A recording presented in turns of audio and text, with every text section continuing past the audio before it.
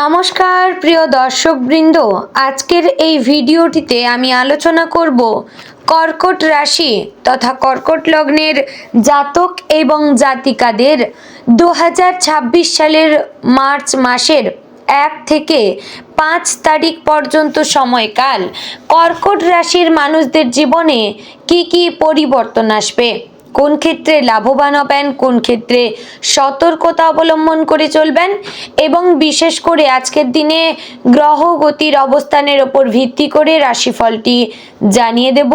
তাই বন্ধুগণ, অবশ্যই আপনারা যারা কর্কট রাশির জাতক জাতিকারা রয়েছেন তারা ভিডিওটি সম্পূর্ণ মনোযোগ সহকারে দেখার এবং শোনার চেষ্টা করবেন এবং শেয়ার করবেন আপনার নিকটবর্তী কর্কট রাশির জাতক জাতিকাদের মধ্যে। ভালো লাগলে লাইক করবেন, কমেন্টে মতামত প্রকাশ করবেন এবং জয় শ্রী রাধা গোবিন্দের জয় অবশ্যই লিখে জানাবেন। চ্যানেলে নতুন হলে সাবস্ক্রাইব করে পাশে থাকবেন। চলুন এবার ভিডিওটির মূল আলোচনায় যাওয়া যাক। তো বন্ধুগণ, 1 থেকে 5ই মার্চ এই 5টা দিন কর্কট রাশির মানুষদের জীবনে অনেক গভীর মানসিক ওঠানামা, উপলব্ধি আর পরিবর্তনের ইঙ্গিত নিয়ে আসতে পারে। কর্কট রাশির অধিপতি গ্রহ হচ্ছে চন্দ্র, আর চন্দ্র মানেই মন, অনুভূতি, পরিবার, নিরাপত্তা আর ভেতরের জগৎ। তাই এই সময়টা বাইরের ঘটনার চেয়ে ভেতরের অনুভূতিগুলোই বেশি জোরালো হয়ে উঠবে। মার্চের শুরুতে সূর্য অবস্থান করছে মীন রাশিতে, যা কর্কটের জন্য ত্রিকোণ স্থানে পড়বে। এই অবস্থান সাধারণত শুভ, বিশেষ করে ভাগ্য, ধর্ম, উচ্চ চিন্তা বা দূরযাত্রার ক্ষেত্রে। অন্যদিকে বুধ এবং শুক্রের অবস্থান মানসিক দোলাচল তৈরি করতে পারে, কারণ চন্দ্রের প্রভাব খুব দ্রুত বদলায়। ফলে 1 থেকে 5ই মার্চ এই সময়টা হবে এমন একদিকে আশা, অন্যদিকে অকারণ দুশ্চিন্তা।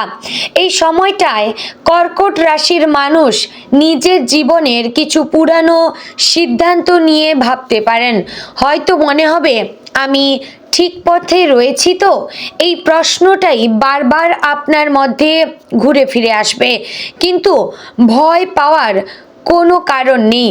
এই আত্মসমালোচনাই আপনাকে পরের বড় সাফল্যের দিকে এগিয়ে নিয়ে যাবে। আর্থিক দিক থেকে এই সময়টা মোটের ওপর স্থিতিশীল। হঠাৎ বড় অঙ্কের অর্থ প্রাপ্তি না হলেও যেটুকু আছে সেটাকে ধরে রাখার শক্তি থাকবে।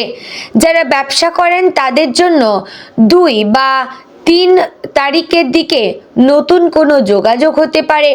কারোর সঙ্গে কথা বলতে হঠাৎই এমন একটা সুযোগ আসতে পারে যেটা ভবিষ্যতে বড় লাভের পথ খুলে দিতে পারে। তবে তাড়াহুড়ো করে বিনিয়োগ করা ঠিক হবে না। বিশেষ করে বন্ধু বান্ধব বা আত্মীয়দের কথায় বড় অঙ্কের টাকা লগ্নি করা থেকে বিরত থাকা হচ্ছে ভালো। চাকরিজীবীদের জন্য অফিসে মানসিক চাপ একটু বেশি থাকতে পারে। সহকর্মীদের সঙ্গে ভুল বোঝাবুঝি তৈরি হতে পারে, বিশেষ করে যদি আপনি খুব আবেগ দিয়ে কথা বলেন।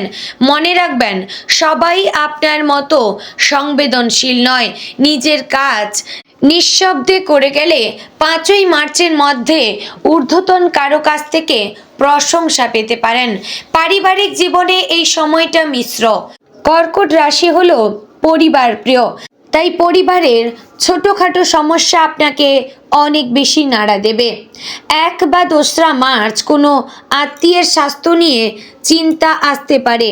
আবার 4 এবং 5ই মার্চ বাড়িতে কোনো শুভ আলোচনা বা পরিকল্পনা হতে পারে, যেমন ভ্রমণ, নতুন কিছু কেনাকাটা বা বাড়ির সাজসজ্জা।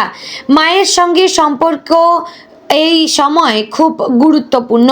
যদি মায়ের সঙ্গে কোনো অভিমান থাকে সেটা মিটিয়ে নেওয়াই হচ্ছে আপনাদের সেরা সময়।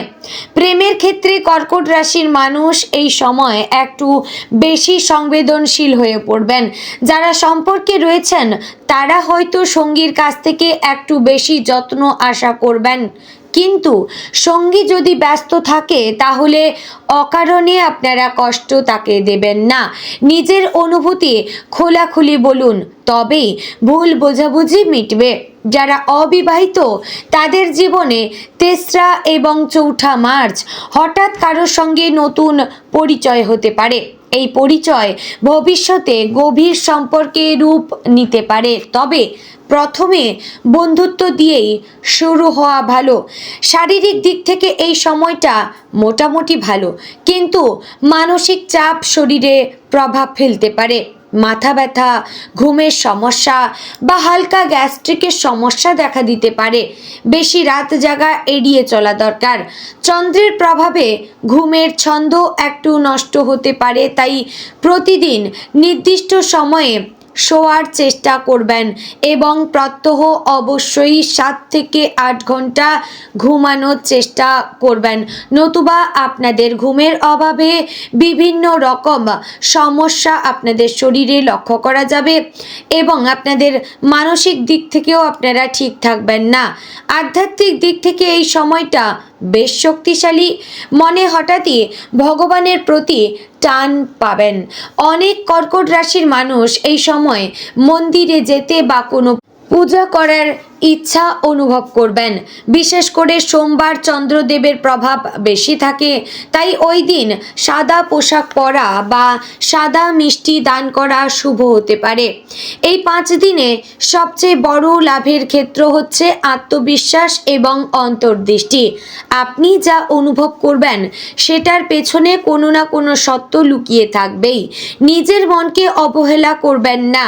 কেউ যদি আপনার ভালো চায় সেটা আপনি বুঝতে পারবেন, আবার কেউ যদি শুধু ব্যবহার করতে চায় সেটাও আপনার মনে ধরা পড়বে। সতর্ক থাকার জায়গা হচ্ছে অতিরিক্ত আবেগ।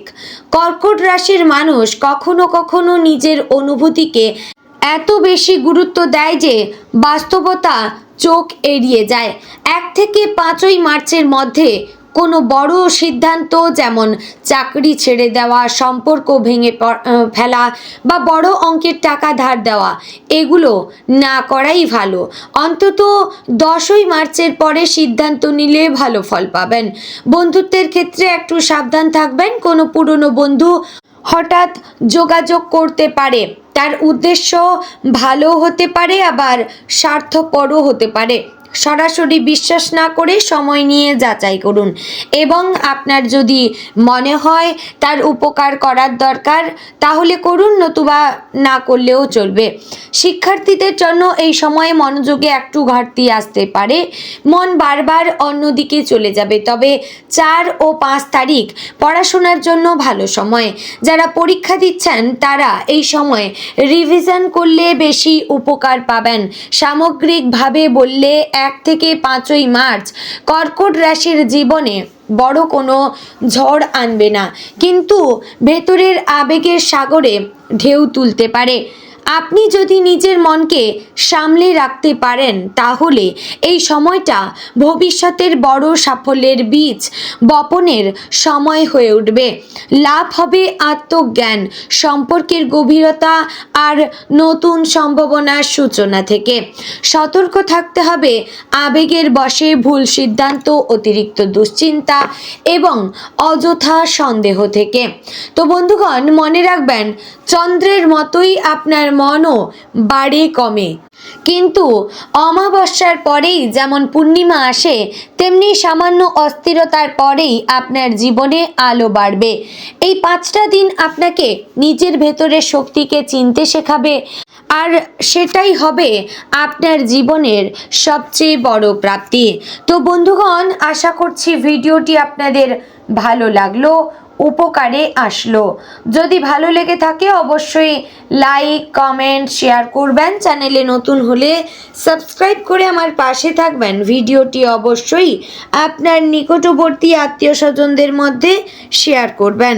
চলুন ভিডিওটি এখানেই শেষ করছি। দেখা হচ্ছে পরের ভিডিওতে। নমস্কার।